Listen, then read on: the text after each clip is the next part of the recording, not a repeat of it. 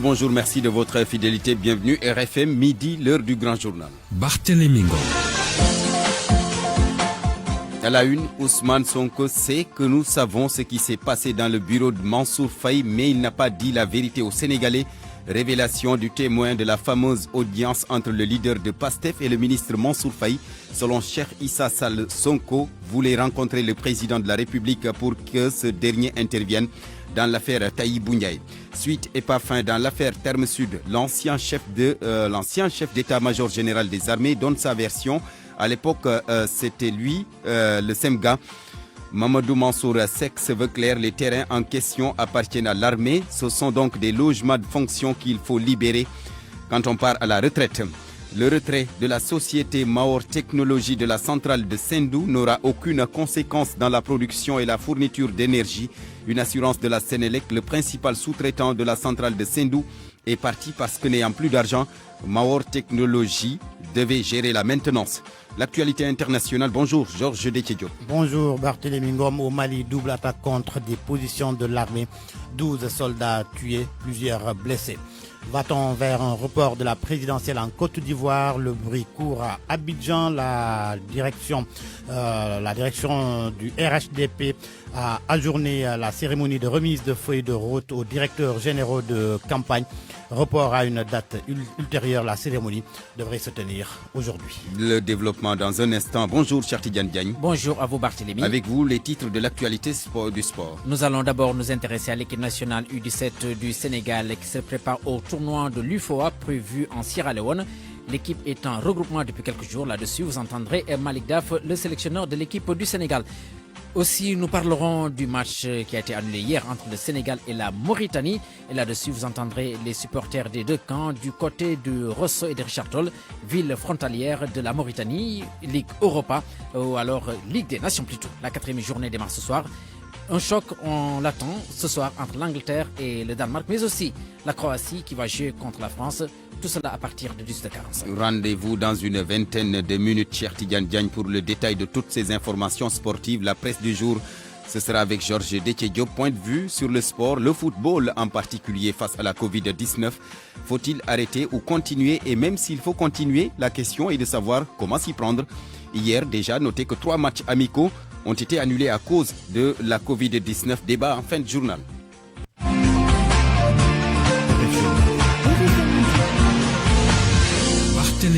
À la technique de ce grand journal, Abdoulaye Diop, la suite de l'affaire Mansour Faye Ousmane Sonko et cette révélation du témoin de l'audience. Selon Cheikh Issa Sall, Ousmane Sonko voulait rencontrer le chef de l'État pour qu'il intervienne dans l'affaire Tahibou Ndiaye, du nom de l'ancien directeur du cadastre.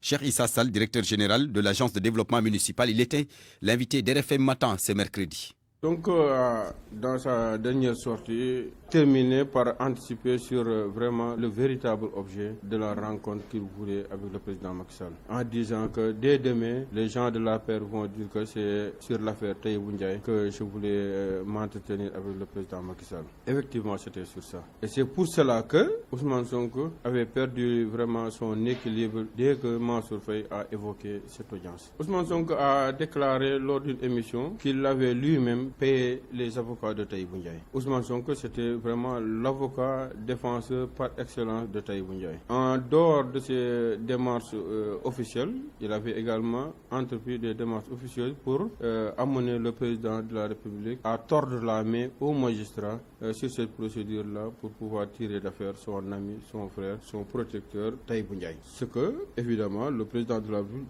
ne pouvait pas faire pour la simple raison que la procédure était déclenchée et les magistrats avaient commencé le travail.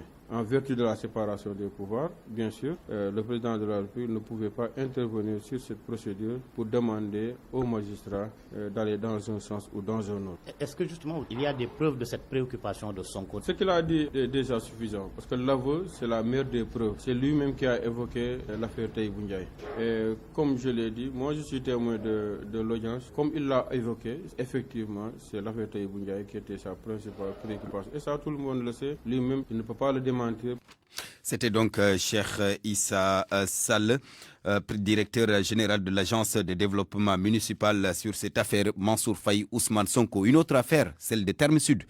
L'ancien chef d'état-major général des armées donne sa version des faits. Je rappelle qu'à l'époque, c'est lui qui était le SEMGA. Selon Mamadou Mansour Seck, les terrains appartiennent bel et bien à l'armée sénégalaise. Les logements sont donc des logements de fonction. Il faut savoir quitter pendant qu'il est temps, a-t-il dit ce matin lors d'une rencontre avec la presse. Pour lui, ce n'était pas nécessaire d'aller jusqu'à la Cour suprême. Compte rendu, Salimata Aou. Salimata Aou, donc, qui doit nous faire le compte-rendu de la conférence de presse de l'ancien chef d'état-major général des armées, le général Mamadou Mansour Seck, qui a rencontré la presse ce matin pour donner sa version dans cette affaire dite Terme Sud. Il se veut clair, les terrains en question appartiennent bel et bien à l'armée sénégalaise. On l'écoute. L'ancien chef d'état-major général des armées se désole de la manière dont on a expulsé les familles de Terme Sud. Il trouve cependant inadmissible que des militaires retraités veuillent occuper ces logements. Général Mohamedou Mansour Seck. Des gens qui sont atteints par la limite d'âge n'ont pas voulu quitter, n'est-ce pas, leur logement de service ou de fonction. Ça, c'est inadmissible. Il n'y a aucune armée sérieuse dans le monde où les chefs acceptent cela. On accuse le chef d'état-major actuel, mais premièrement, il a trouvé le problème, il n'a pas inventé. Deuxièmement, il a fait jouer la loi et le règlement. Et on dit dans l'armée, la première phrase que nous apprenons, c'est que la discipline est la force principale des armées. Une récupération politique de cette affaire, Terme Sud, le général dit non. Mais j'ai entendu des hommes politiques utiliser dans leur guerre entre eux, là. Ça, c'est pas mon problème. Moi, je ne suis pas un homme politique, je n'ai aucun parti politique, mais je n'admettrai pas qu'on mette la politique, même quand une personne, on va parler de son cours. Ça ne m'intéresse pas, mais en tant qu'individu sénégalais, il a le droit de savoir ce qui se passe. Terme Sud est une cité militaire. Le général précise qu'il n'a jamais été témoin d'une quelconque cession à des civils. Je n'ai jamais été témoin de problèmes qui, à titre individuel, ce terrain était prévu pour l'armée de l'air d'abord. Ensuite, on a dit, mais pourquoi pas, puisque le terrain est disponible, ne pas avoir les gens du bataillon d'artillerie qui se trouve actuellement. Et je n'ai jamais, en tout cas, été témoin que des civils veuillent acheter un terrain à côté. Le général Mohamedou Mansour Seck dénonce aussi le fait que des gens veuillent rester à Terme Sud tout en ayant des maisons ailleurs en location. Salimata Aou, l'ancien chef d'état-major général des armées, le général Mamadou Mansour Seck. Je rappelle qu'à l'époque, c'est lui qui était le SEMGA. En plus bref, l'Assemblée nationale en plénière pour l'ouverture de la session ordinaire unique 2020-2021. Cette séance sera marquée par le renouvellement du bureau de l'Assemblée jusqu'à l'heure où nous entrions en studio. Les travaux n'avaient pas encore démarré. Nous y reviendrons lors de nos prochaines éditions. Midi 8, la suite. RFM, fréquente modulation 94.0, la radio en puissance. Santé à présent, avec les chiffres de la Covid-19 ces dernières 24 heures, un mort, mais la tendance baissière se confirme. 24 nouvelles contaminations sur les 1293 tests réalisés. 17 sont issus de la transmission communautaire. Le docteur Mamadou Ndiaye, porte-parole du ministère de la Santé. Sur 1293 tests réalisés, 24 sont revenus positifs, soit un taux de positivité de 1,86%. Les cas positifs sont répartis comme suit. Nous avons un cas contact suivi par nos services, 6 cas importés enregistrés au niveau de l'aéroport international Blaise Diagne de Diass et 17 cas issus de la transmission communautaire répartis entre les Almadies 2, Mbao 2, Cité Keur Gorgui 1, Cité Sonatel 1, Dakar Plateau 1, Fann 1, Guédiawaye 1, Liberté 4 1, Mariste 1, Mermoz 1, Nord Foire 1, Pikine 1, Sacré-Cœur 1, Thiès 1 et Yoff 1. 63 patients hospitalisés ont été contrôlés négatifs et déclarés guéris. 5 cas graves sont pris en charge dans les services de réanimation. Un décès a été enregistré ce mardi 13 octobre 2020. L'état de santé des autres patients hospitalisés est jugé stable. À ce jour, 15 331 cas ont été déclarés positifs, dont 13 571 guéris, 316 décédés et donc 1443 patients sous traitement. Le docteur Mamadou Ndiaye, directeur de la prévention au ministère de la Santé et de l'Action sociale. La tendance baissière se confirme. En attestent les chiffres du jour que vous venez d'entendre avec le docteur Mamadou Ndiaye. Mais attention, alerte des médecins épidémiologistes. Ils estiment qu'une deuxième vague de contamination peut surgir si bien sûr le relâchement se poursuit. Les médecins demandent aux citoyens de ne pas baisser le masque. Ces médecins épidémiologistes sont à Thiès pour un atelier de renforcement sur la régulation des essais cliniques au Sénégal.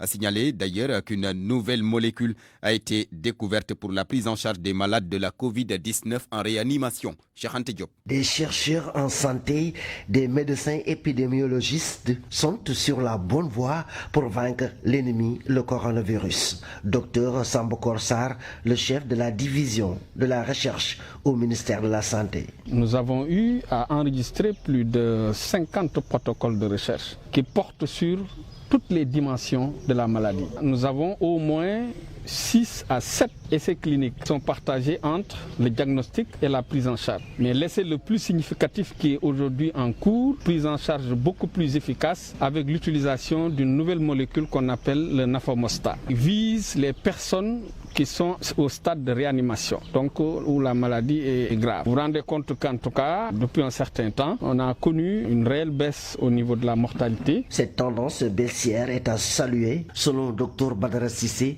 médecin épidémiologiste, mais la guerre est loin d'être gagnée. L'absence de mesures barrières fait craindre le pire au bas de l'échelle. Il y a une baisse réelle, il faudra être prudent. On n'est pas encore capable de quantifier l'importance de cette transmission communautaire. C'est inconnu qui doit nous dicter à la prudence la plus absolue. En portant le masque comme vous le faites, on se protège, mais on protège aussi les autres. Tout est possible. On peut aller vers une seconde vague. Ces chercheurs du ministère de la Santé alertent. En tout cas, nous sommes toujours exposés à la maladie et la cause. Et bien entendu, RFM Thiès, Cheikh Anta Diop. Cheikh Anta Diop, à l'arrêt depuis plus de 10 ans, le service microscopie du Sénégal pourrait bientôt reprendre ses activités. Notre pays vient de réceptionner 2 microscopies électroniques d'une valeur de 800 millions CFA. C'est une première en Afrique de l'Ouest selon Cheikh Tidiane Ba. C'est lui le coordonnateur du projet. Si on revisite déjà le projet avec tous les domaines qui ont été cités comme étant des domaines qui pourraient être intéressés par la microscopie électronique, on voit tout de suite vraiment toute la pertinence de ce projet. C'est un projet qui a intéressé aussi non seulement les centres de recherche, les universités ici au niveau du Sénégal, mais j'allais dire pratiquement c'est tous les pays membres du Canada. Parce que des enquêtes ont été effectuées au départ pour voir les utilisateurs dans ces pays-là pour voir quel était l'intérêt pour ces chercheurs, quel était l'intérêt pour eux de la microscopie, d'utiliser la microscopie électronique. Donc toutes ces informations ont été recensées et ont montré un peu vraiment l'importance qu'il y avait et l'urgence à mettre en place ce projet-là. En tout cas, nous sommes très contents que ce projet ait pu aboutir finalement. Parce que depuis une dizaine d'années déjà, on court derrière ce projet qui est passé sous différents ministères. Il faut se féliciter de ça parce que c'est tout le pays qui normalement se sent très honoré parce que Dakar a été le seul centre de microscopie en Afrique de l'Ouest. Et jusqu'ici, c'est d'ailleurs le seul. Et c'est beaucoup de chercheurs qui seront intéressés. Monsieur le ministre a parlé tout à l'heure d'une organisation à l'interne pour voir dans quelle mesure on pourrait rentabiliser le service et pérenniser justement cette utilisation. Je pense qu'une réflexion est en cours. Les 2 appareils ont coûté à peu près 800 millions. Cheikh Tidiane Ba. Reprise partielle des célébrations eucharistiques après plus de 6 mois de suspension à cause de la Covid-19 à Saint-Louis. Les fidèles chrétiens saluent la réouverture de la cathédrale prévue dimanche prochain 18 octobre. Ce sera en présence de l'évêque Ernest Sambou. Les fidèles qui ont hâte de retrouver les lieux de culte promettent de respecter le protocole sanitaire et les gestes barrières. Mohamed Nabissila, notre correspondant à Saint-Louis. La joie est immense chez les fidèles chrétiens qui retrouvent leur cathédrale à partir de dimanche prochain selon une décision de l'évêque de Saint-Louis. Donc pour nous, c'est une très bonne nouvelle. Il y a l'église, c'est-à-dire la communion ensemble. C'est ce qui nous a beaucoup manqué depuis 6 mois. Et le fidèle chrétien Marius Gouané explique que les mesures barrières ont toujours été respectées dans cette cathédrale, la plus vieille d'Afrique de l'Ouest. Les gestes barrières se seront respectés. Chez nous, c'est pas compliqué. Même quand on vient à la messe et on voit que l'église est bondée, on se met dehors. Là, sans qu'on te le dise, même sans le Covid là, les gestes barrières ont toujours été respectés dans l'église. Et Yves Tendeng, membre de la chorale de Notre-Dame de Lourdes, d'ajouter que la joie est immense de retrouver la grande cathédrale. Et depuis que ces messes ont été suspendues, nous avions arrêté donc nos répétitions de chorale.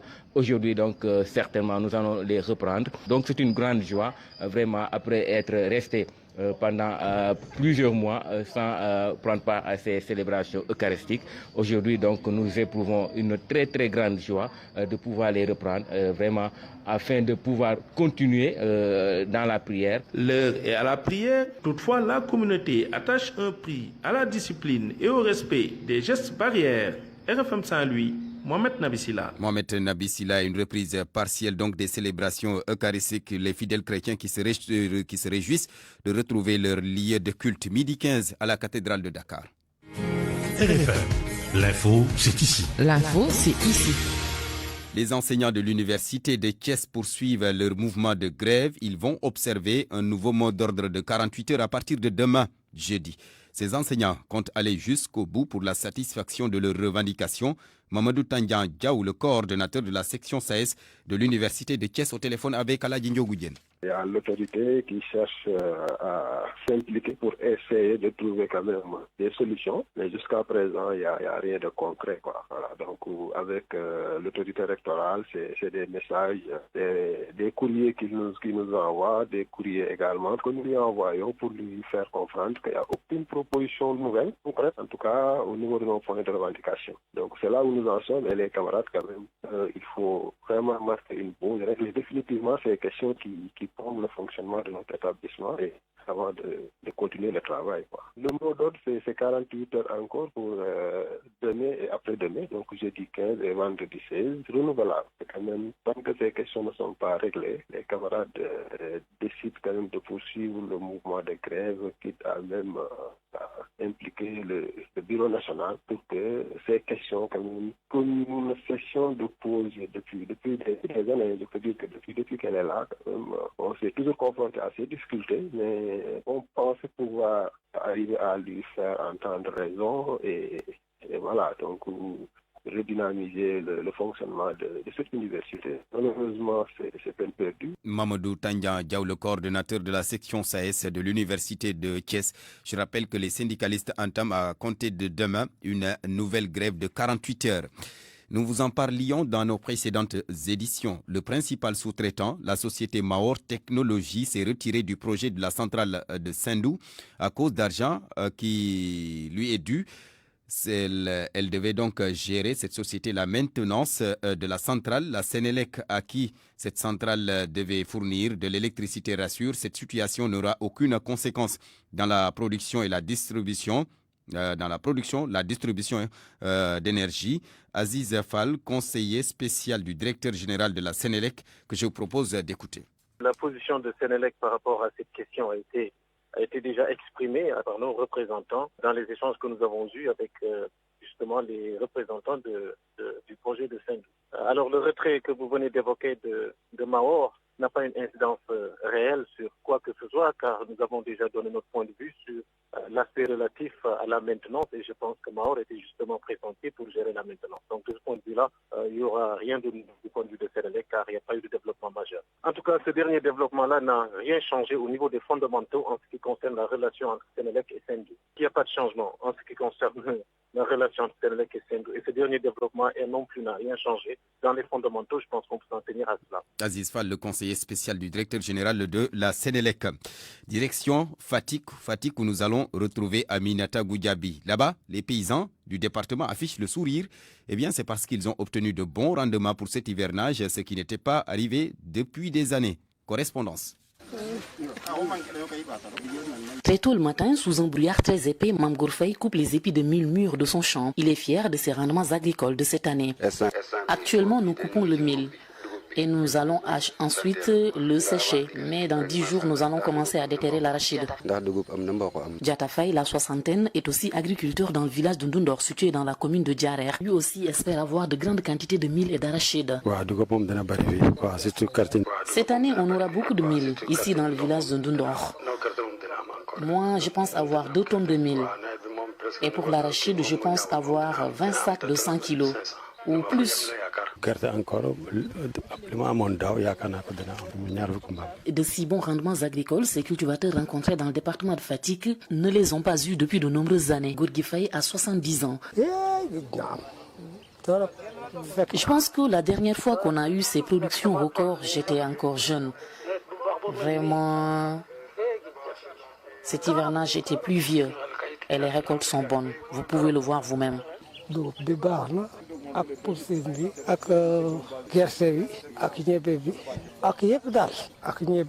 Il demande tout de même à l'État d'améliorer la quantité des engrais distribués chaque année. Diata Faye.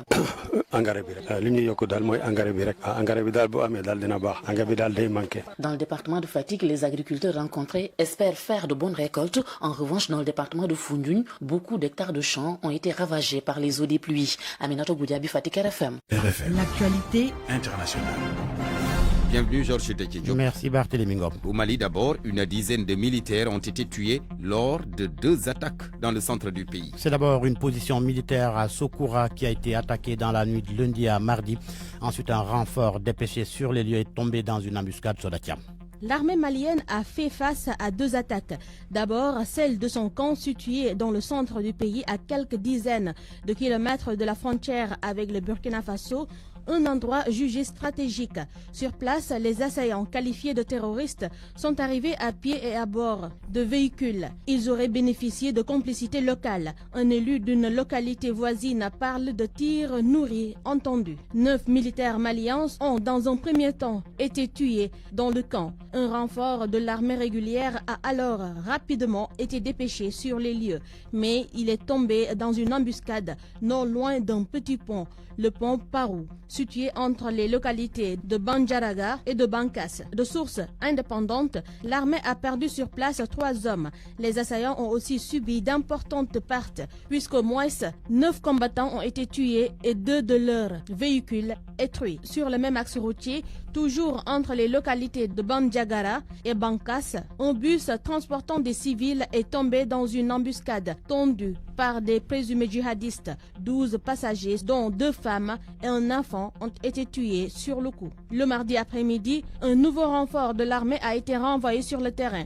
L'objectif, sécuriser rapidement le camp attaqué. Ces attaques sanglantes dans la région de Mopti interviennent peu après la libération de 4 otages maliens et européens par les djihadistes. Par ces actes, une question se pose. Ces derniers ont-ils voulu signifier la fin de la trêve sur le terrain? Une interrogation, Georges Dekidjo. Va-t-on vers un report de la présidentielle en Côte d'Ivoire? La question est de plus en plus agitée à Abidjan, tandis que la CEI se dit prête à distribuer les cartes d'électeurs. La cérémonie d'ouverture de la campagne du RHDP, qui devait être présidée aujourd'hui par Alassane Ouattara, a été reportée à une date ultérieure. Gobia et Abi. Les Ivoiriens inscrits sur la liste électorale pourront retirer leur carte d'électeur dans leur bureau de vote à partir de ce jour, 14 octobre 2020. C'est l'annonce faite par la commission électorale indépendante qui se dit prête pour les élections. La réforme de la CEI fait partie des points de revendication de l'opposition ivoirienne qui a appelé à la désobéissance civile et au report des élections présidentielles du 31 octobre prochain. Un report de plus en plus évoqué à 17 jours du scrutin présidentiel. La cérémonie officielle de remise des feuilles de route aux différents directeurs de campagne par le candidat Alassane Ouattara, initialement prévue pour ce mercredi 14 octobre 2020 à la patinoire de l'hôtel Sofitel Ivoire d'Abidjan, a été reportée à une date ultérieure. Ce communiqué émanant du directoire exécutif du RHDP vient soulever la question de la tenue ou non ce 31 octobre des élections présidentielles en Côte d'Ivoire. Gobia Yabi, Abidjan, RFM. Gobia et Abi en Tunisie, des heurts ont éclaté hier lors d'une manifestation qui a réuni plusieurs centaines de personnages Beita dans le centre du pays. Des violences déclenchées après qu'un homme a été tué pendant la destruction par les autorités d'un kiosque à journaux dans lequel il dormait. En France, Emmanuel Macron s'adresse aux Français ce soir, 20h à la télévision. Il va évoquer la situation sanitaire et économique, cela au moment où la France est entrée dans la 2e vague de l'épidémie l'épidémie de Covid-19. Au Canada, les hôteliers battent le pavé pour demander de l'aide au gouvernement. Pas de visiteurs, pas de croisières. L'industrie hôtelière est au bord du gouffre. Une marche a été donc organisée par des associations pour alerter face aux conséquences désastreuses de la crise sanitaire. Mamadou Aïchandiaï. Les enjeux économiques sont de plus en plus pressants dans le Vieux-Québec. Plus de 250 hôteliers ont manifesté devant l'Assemblée nationale hier pour réclamer une aide gouvernementale afin de pallier à la misère économique que ces professionnels du tourisme sont en train de vivre. Depuis le début de la deuxième vague, chaque jour, des groupes essayaient de convaincre le gouvernement de leur venir en aide. Très respectueux de la distanciation physique des 2 mètres, les manifestants ont porté des oreillers qu'ils ont déposés sur les terrains et esplanades pour signifier que l'industrie hôtelière québécoise est au bout du gouffre. Certains hôtels font 0% de taux d'occupation pour témoigner que l'heure est grave. Ici Québec, Mamadou Aïchandiaï, Radio Futur Média. Et c'est la fin de cette page internationale Barthélémy. Merci beaucoup Georges Déthié-Diop. Parole aux auditeurs. L'actualité, qu'en pensez-vous? Moi, je pense que vous devez. Réagissez dans nos éditions d'information sur l'actualité. Bonjour. Du lundi au vendredi, vous avez la parole sur RFM. Point de vue sur le sport, le football en particulier face à la Covid-19. Faut-il arrêter ou continuer? Et même s'il faut continuer, la question est de savoir comment s'y prendre. Hier, 3 matchs amicaux ont été annulés à cause de la Covid. Débat donc, ce sera dans quelques minutes. RFM Sport. Oui, le sport, cher Tidjane Diagne. Bienvenue, cher. Merci à vous, Barthélémy. Nous parlons d'abord du tournoi UFOA de football. Les U17 ont entamé leur stage de préparation. Oui, ils sont à Guéréo, le centre donc de la Fédération sénégalaise de football, du 5 au 11 décembre prochain en Sierra Leone. Les protégés de Malik Daf vont prendre part à un tournoi de qualification à 7 sur le camp.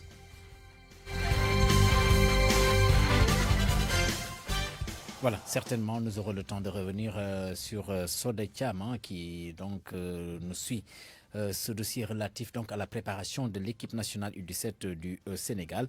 Les Lionceaux, qui je le rappelle, sont en stage de préparation depuis quelque temps à Guéréo. C'est du 5 au 11 décembre prochain en Sierra Leone. Les protégés de Malik Daf vont prendre part à un tournoi de qualification dédié à cette catégorie, un tournoi à 7. Nous y reviendrons, Barthélémy. Alors, nous allons parler autre chose. Oui, avec cette déception au lendemain de l'annulation du match amical international Sénégal-Mauritanie. Et c'est les supporters qui en parlent. Richard Toll et Rosso sont des villes sénégalaises frontalières à la Mauritanie.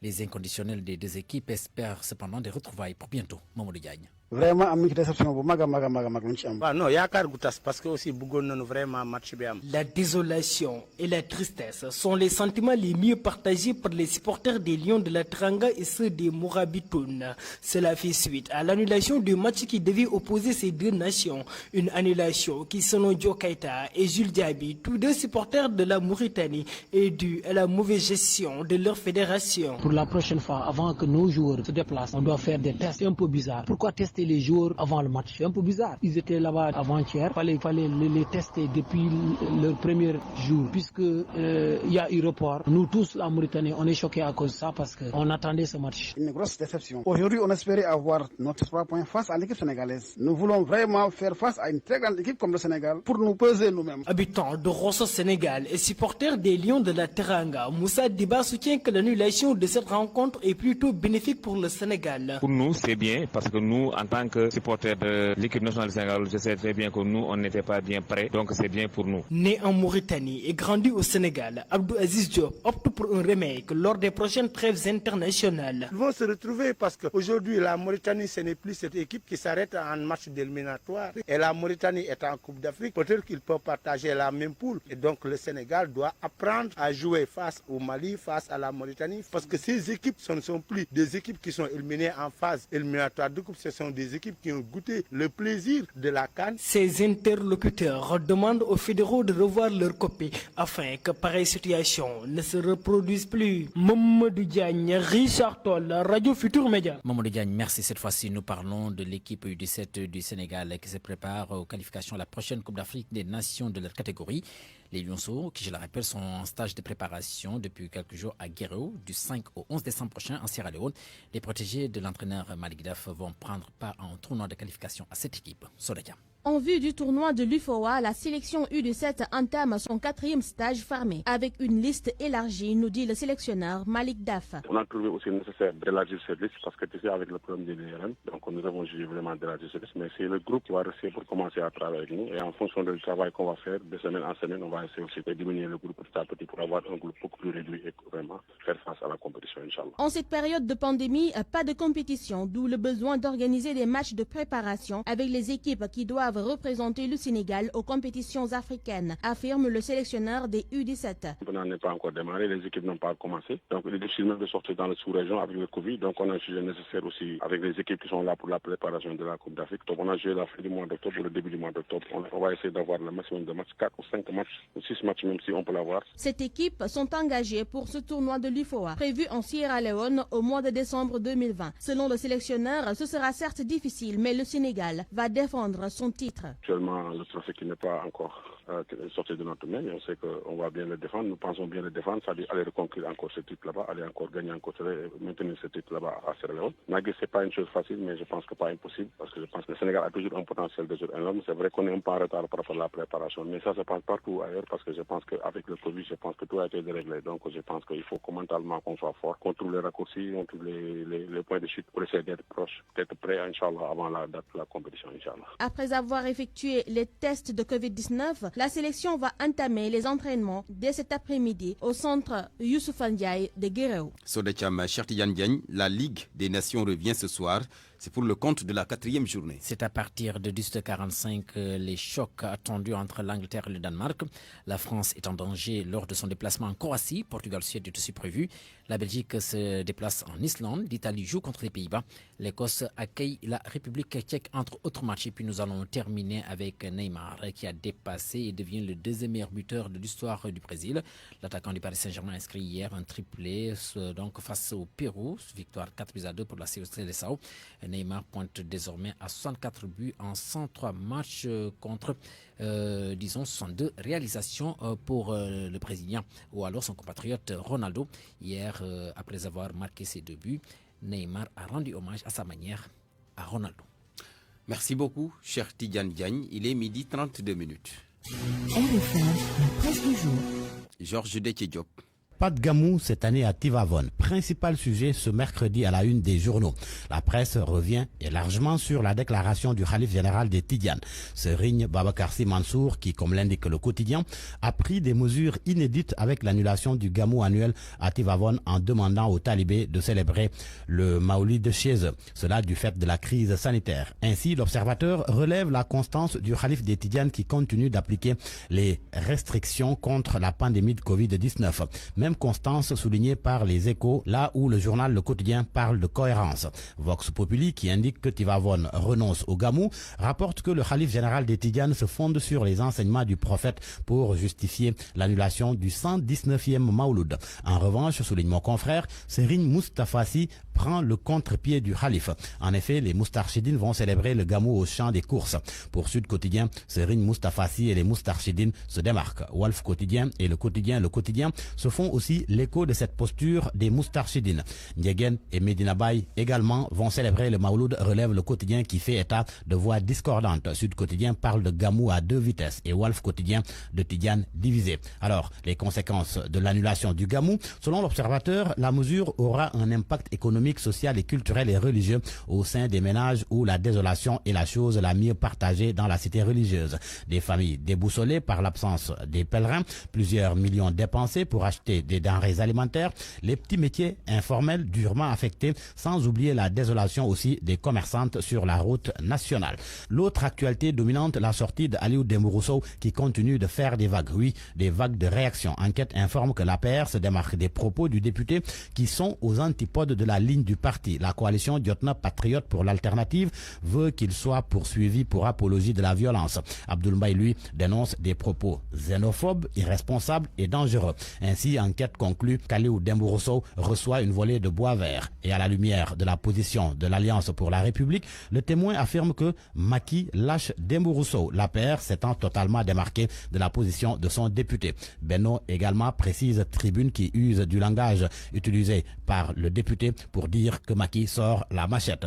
Et cet entretien à lire dans Source A, entretien avec Tierno Amadossi, l'ancien journaliste à la RTS et leader du mouvement Hayeso, évoque la communication de la présidence, le climat au sein de l'APR, la gestion du ministre de la Justice, entre autres sujets. Le ministre de la Justice, justement, il recommande de refréner son zèle. Au sujet de la communication du palais, Tierno Amadossi confie que leur principale difficulté, c'est la communication. Par rapport à la présidence de la République, il n'y a aucune initiative pertinente. Il n'y a aucune initiative pertinente. Il n'y a pas d'innovation, c'est terne. Interview aux pages 4 et 5 de Source A. À la une de l'AS, les conseils départementaux, leur mission et réalisation, diagnostic d'une institution méconnue. Mon confrère indique que 7 ans après sa mise en œuvre, des experts jugent que l'esprit de l'acte 3 de la décentralisation est bon, même si la réforme est incomplète. Et face aux nombreux facteurs qui bloquent l'effectivité de la territorialisation des politiques publiques, il recommande à l'État d'appliquer la phase 2 de la réforme, laquelle va corriger toutes les incohérences et assurer le financement du développement local avec la mise en place du fonds de financement des territoires. À vos kiosques et bonne lecture. Point de vue. Regard croisé sur l'actualité du jour. Point de vue sur le sport, le football en particulier face à la Covid-19. Faut-il arrêter ou continuer? Et même s'il faut continuer, la question est de savoir comment s'y prendre. Hier, 3 matchs amicaux internationaux donc, ont été annulés à cause de la Covid-19. Pour en parler, nous attendons nos intervenants. Docteur Mbaye Paye, mais également Mbaye Jacques Diop, journaliste titulaire de Master 2 en droit et économie des sports. Nous les attendons donc, nos 2 intervenants à point de vue sur le sport, le football et la Covid. Mbaye Paye, il est en ligne. Mbaye Jacques Diop plutôt, c'est lui qui est en ligne. Bonjour Monsieur Diop. Oui, bonjour M. Ngom. Vous êtes journaliste titulaire d'un Master 2 en droit et économie du sport. On attend notre deuxième intervenant, le docteur Mbaye Paye. Je démarre le débat avec vous, Mbaye Jacques Diop. D'abord, la question est de savoir, au regard de ce qui se passe, la question donc est de savoir s'il faut arrêter ou continuer. Écoutez, moi je pense que je voudrais d'abord vous saluer tous les auditeurs qui nous écoutent.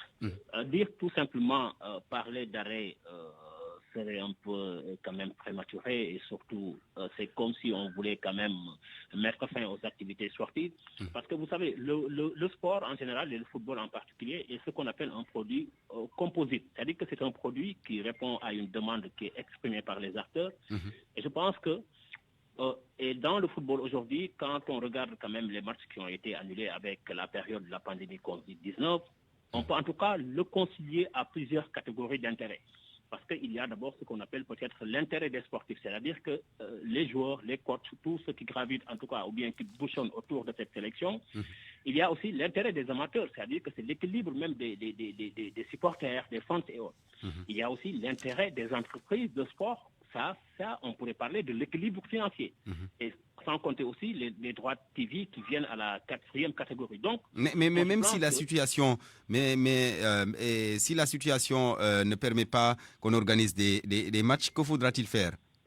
Non, est-ce que c'est la situation qui a fait qu'on n'a pas eu à organiser le match? Parce qu'il n'y a pas eu de match. C'est parce que tout simplement, peut-être il y a eu des cas contacts, il y a eu des cas importés qui ont fait que... Mais je pense qu'il faudrait que l'on essaie d'appréhender en tout cas le sport à ce qu'on appelle aujourd'hui une activité en tout cas, ou bien une activité associative, récréative, culturelle et sport. Il faut comprendre aussi que l'évolution du sport a des incidences aujourd'hui, qu'on puisse dire, sur une activité. Maintenant, il est vrai, il y a l'effet Covid-19 qui a fait que 4 matchs ont été annulés. Il ne faudrait pas peut-être penser que ces 4 matchs ont... Il y a eu combien de matchs qui ont été programmés sur les 4 matchs qui ont été annulés? Il faut voir dans ce sens-là. Et je pense qu'aujourd'hui, il faut comprendre que l'évolution du sport a des incidences sur l'activité économique aujourd'hui. Elle a des incidences sur l'équipementier sportif. Il y a des incidences aujourd'hui sur les infrastructures sportives, sur la publicité, sur les droits de transmission. Moi, je pourrais peut-être dire, il y a ce qu'on appelle aujourd'hui la macroéconomie du sport avec Vladimir Andreev, comme le disait notre professeur Mamadou Dassoko. Et je pense que cette situation doit peut-être mesurer aujourd'hui l'activité de ce match qui est annulé. Et au Sénégal, mais quand, monsieur Diop, quand des équipes perdent en tout cas des éléments clés de leur effectif à cause de la Covid, il y a lieu de se poser des questions. Effectivement, vous avez parfaitement raison. Mais aussi, il faudrait essayer de cerner et de mesurer aujourd'hui quelles sont les pertes ou bien les annulations de ces rencontres. Et il convient aussi un peu de délimiter ce qu'on appelle la sphère de cette activité et d'identifier les acteurs et quelles sont les sources de données. Et c'est ça qui est important aujourd'hui. Il faudrait peut-être voir dans ce sens-là, parce que quand vous voyez par exemple l'exploitation des dépenses de fonctionnement d'un match, dans la situation actuelle, il y a l'exécution de la fiche technique qui va faire apparaître les dépenses de fonctionnement. Et ces dépenses de fonctionnement vont peut-être conserver ce qu'on appelle la gestion du stade, par exemple. Il y a l'environnement du stade, il y a, je viens de le rappeler, la publicité, la billetterie, les droits TV, la sécurité. Même la fédération sera obligée aujourd'hui de rembourser, par exemple, les frais d'hôtel. J'en suis persuadé. Je n'ai pas une idée quand même, en tout cas, de la convention qui a lié la fédération sénégalaise et la fédération mauritanienne, mais je suis sûr que la fédération sénégalaise va laisser une ardoise de plus de 200 millions de pertes. Et maintenant, je pense que c'est comme ça qu'il faut analyser. Mais est-ce qu'il ne faudrait pas faire le pour et le contre entre rembourser, en tout cas des hôtels et autres, et les conséquences que la Covid peut avoir au sein d'une équipe? Parce que vous savez qu'il y a un protocole sanitaire qui a été envoyé au niveau des différentes fédérations par la CAF et la FIFA. Et la fédération a eu à respecter ce protocole sanitaire. La preuve, beaucoup de sites n'ont pas été quand même accrédités au cours de ce match. Il y a eu quand même beaucoup de grabuge, mais je dis que la fédération était dans son droit de ne pas pouvoir accréditer le nombre exact de... Parce qu'il y a des normes qu'il faut respecter, il y a des mesures barrières qu'il faut respecter. Maintenant, le pour et le contre, je suis tout à fait d'accord avec votre argumentaire qui est un peu irréfutable.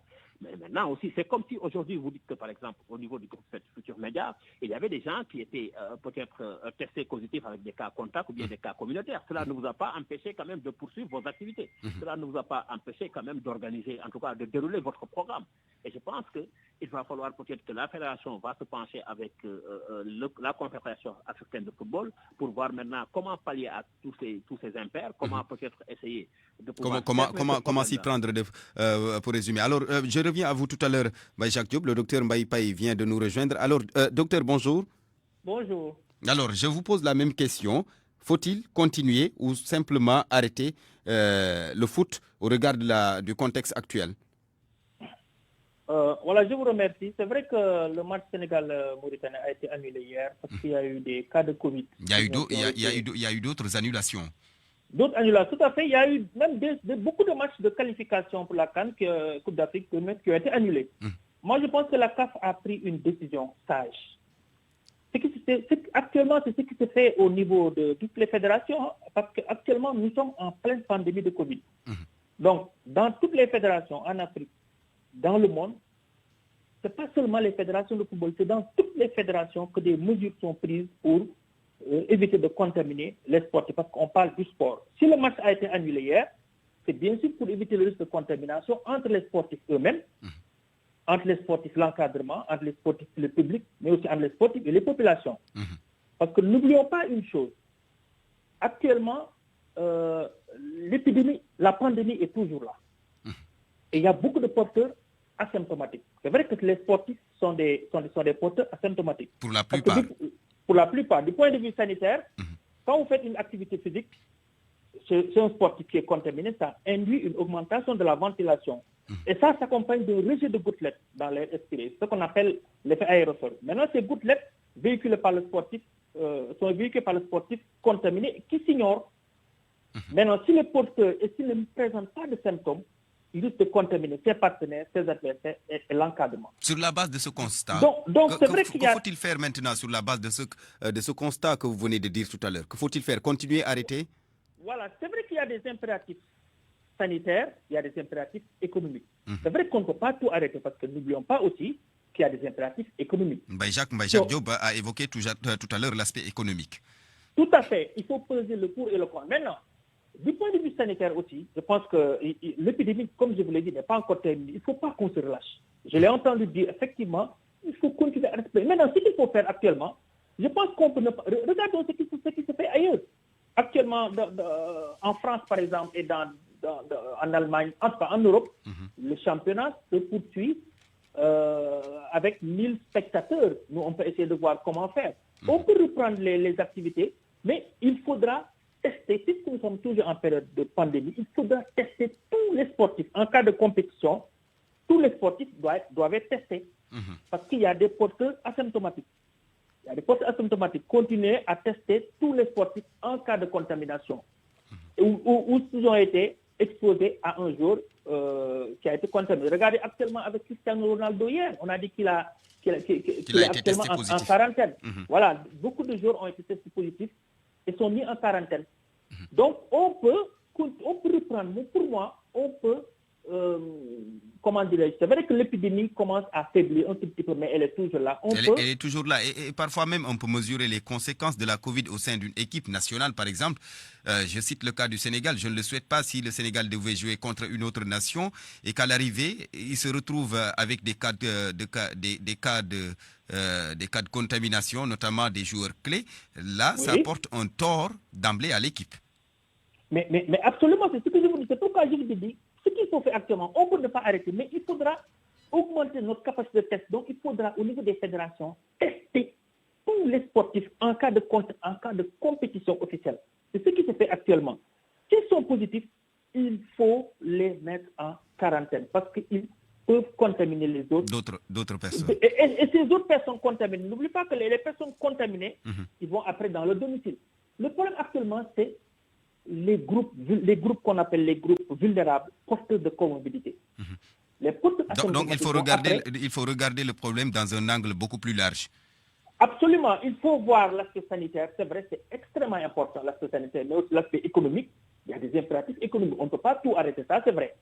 Mais on peut discuter et voir comment faire. La faisabilité. On ne peut pas tout arrêter. Regardez ce qui se passe en Europe. On n'arrête pas tout. Aujourd'hui, il paraît qu'en France, ils vont essayer de faire des couvre-feux en cordon parce qu'ils ont remarqué qu'au niveau des réanimations, les personnes à la réanimation, les cas ont augmenté au niveau des réanimations. D'accord.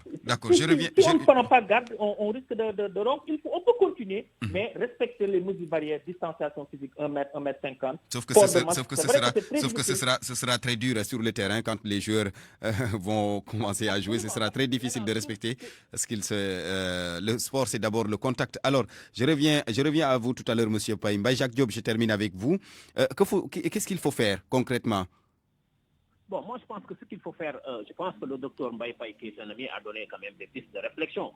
Ce qu'il faudrait, il faudrait peut-être renforcer la prévention médicale, essayer aussi, comme il a dit, de tester tout ce qui gravote, en tout cas tout ce qui bichonne autour de la sélection. Par exemple, il ne faudrait pas oublier qu'au niveau du Sénégal, toutes les dispositions ont été prises. Parce que les cas contacts ou bien les cas positifs proviennent de la sélection mauritanienne. Il faut aussi tenir en compte les moyens des fédérations. Oui, cela veut dire que la fédération avait pris toutes les dispositions et mis tous les moyens pour que en tout cas le staff ou bien la délégation sénégalaise puisse être dans les meilleures conditions. Maintenant, ces contacts, les cas positifs de la Mauritanie, est-ce que ce ne sont pas des cas qui ont été importés? Parce que ça pose problème, parce que le Sénégal a joué contre le Maroc et il n'y a pas eu ces cas-là. Donc moi je pense que maintenant il faut renforcer le dispositif médical, essayer de voir maintenant, c'est vrai qu'on va jouer à huis clos, ce sera beaucoup plus serré, j'en suis sûr, parce que tout à l'heure il y avait une réunion entre les autorités, en tout cas les fédéraux et la CAF pour préparer le match contre la Guinée-Bissau qui aura lieu au mois de novembre prochain. Moi je pense qu'il revient aux fédéraux maintenant d'être encore beaucoup plus rigoureux même dans la gestion même de ce huis clos-là, même si ce huis clos doit se jouer sans supporters, je pense qu'il va falloir prendre toutes les dispositions. D'accord, merci beaucoup. Parce qu'aujourd'hui, quoi qu'on puisse dire, comment dirais-je, le sport aujourd'hui est devenu, par exemple, une influence très considérable sur le monde. Donc je pense qu'aujourd'hui, on ne peut pas du jour au lendemain dire qu'on va mettre fin ou bien qu'on va arrêter les activités sportives. D'accord. Merci beaucoup. Merci Mbaye Jacques Diop. On vous retrouve tout à l'heure, Mbaye Jacques Diop, dans le journal en Wolof. Ce sera vers 13h30 avec Mamadou Mohamed Ndiaye. Je termine avec vous, docteur. Alors, aujourd'hui, est-ce que les fédérations africaines ont suffisamment de moyens financiers je veux dire, pour pouvoir tester les joueurs à chaque fois qu'ils doivent jouer? Je pense qu'ils doivent avoir les moyens parce que n'oublions pas que c'est conformément au protocole sanitaire de la FIFA et de la CAF. Donc, je pense que les compétitions organisées par la FIFA et même par la CAF, les fédérations seules peut-être ne pourront pas. Les fédérations seules, parce qu'il n'y a pas que le football, il y a d'autres basket, handball, karaté et autres qui sont à l'arrêt actuellement, qui doivent continuer. Donc, je pense que les fédérations internationales, FIFA, FIBA, elles doivent soutenir les Peut-être que les autorités étatiques peuvent venir en appoint. Absolument. Je parle des fédérations, les fédérations internationales africaines doivent aider les fédérations nationales, comme par exemple la Fédération sénégalaise de football. Je pense que la Fédération de football aussi, je pense qu'il faut les féliciter parce que, comme l'a dit, le Sénégal a joué avec le Maroc, il n'y a pas eu de problème. Maintenant, s'il y a des cas positifs, je pense que ces cas positifs-là doivent être extirpés des groupes et un match peut se jouer. Le problème, c'est que si vous enlevez 8 joueurs d'un effectif de 23, il ne va pas rester beaucoup de joueurs. C'est ça le problème. Maintenant, si vous avez un groupe de 30 personnes, si 8 personnes sont positives, je pense que le match aurait pu avoir lieu. Parce que je pense qu'au Sénégal, en tout cas, nous, on a pris toutes les dispositions. Vraiment, l'épidémie actuellement, tout le monde le sait, est très bien gérée par les autorités, le ministère de la Santé, le gouvernement du Sénégal, les fédérations. Je pense que l'épidémie est très bien gérée au Sénégal. Je pense qu'il faut féliciter tout le monde. Donc, je pense qu'on peut organiser les compétitions et la FIFA et la CAF doivent aider les pays à augmenter le nombre de tests. Parce que, quoi qu'on dise, c'est l'encadrement gravite souvent autour de 30 personnes. Donc, il faudra tester toutes les équipes nationales, que ce soit au niveau des seniors ou des juniors, mais également... Sans oublier les sportifs des autres disciplines. Des autres disciplines. Merci. Et même l'encadrement. Et tout l'encadrement aussi. Ça demande de l'argent. Merci beaucoup. Merci, docteur Mbaye Paye plutôt. Merci également à Mbaye Jacques Diop, journaliste titulaire d'un Master 2 en droit et économie du sport. On vous retrouve tous les deux, docteur Mbaye et Mbaye Jacques Diop, dans le journal de 13h. Ce sera avec Mamadou Mohamed Ndiaye.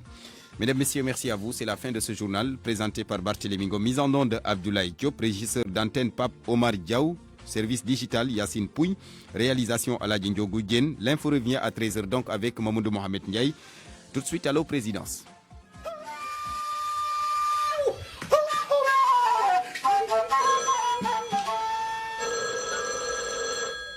Président de la République,